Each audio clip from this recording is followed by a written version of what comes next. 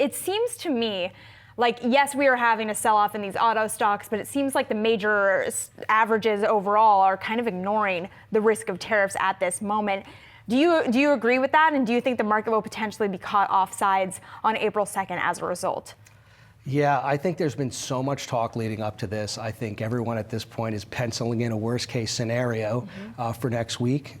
So I think the markets, it's not surprisingly that the markets are sort of looking beyond today's news to maybe next week's news. But the interesting thing is if next week they get what they want, you may end up with a situation where it's going to be like, sell the news kind of situation, right? So markets are sort of on the rumor that it may not be so bad next week. They're buying. Next week when they hear it may not be so bad, maybe they're going to be selling. So I'm looking for some more downside action next week. And how do you find conviction in this environment? We mentioned you've got that $19 billion in assets under management into your intro here. Where are you finding the ability to be convicted when there is so much uncertainty? Yeah, that's a fantastic question. It's very, very hard to find conviction at this point.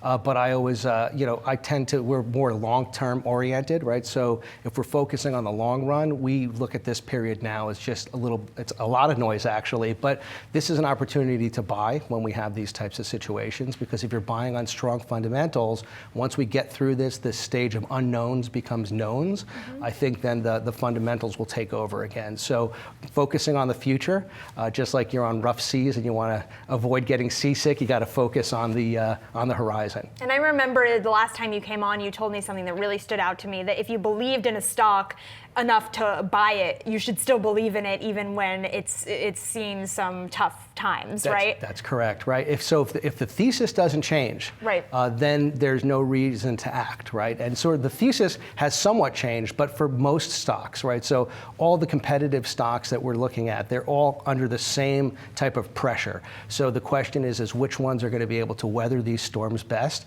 And if you're selecting based on strong management and strong fundamentals, these stocks should hold. And many of the stocks that were very favorite stocks early on, which have suffered recently, they still have very, very strong fundamentals, and the thesis is still there for a lot of these stocks. So it's just about getting that conviction, digging deep and knuckling down, and just sort of riding this through at this point. Can you give us a little more insight into what you're buying right now? Yeah, so in terms of growth, the story still remains the same. We see the biggest amount of growth in tech around the AI ecosystem.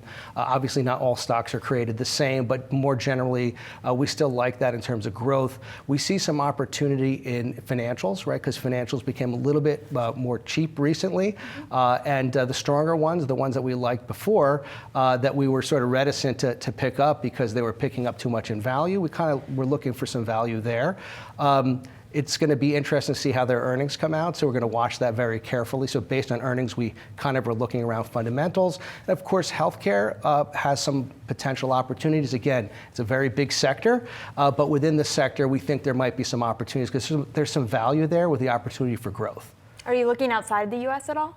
That's a little bit of a challenge. I think that horse has already left the barn. Yeah. I think they're trying to figure out over there this big spend that's going to happen in terms of defense, and I think that the market reacted appropriately very quickly. And I think at this stage, we're looking at stocks that we didn't love 2 years ago that are now trading higher, have traded higher. So stocks with not great growth prospects are richer now. So unfortunately, I have to watch this one from the sidelines.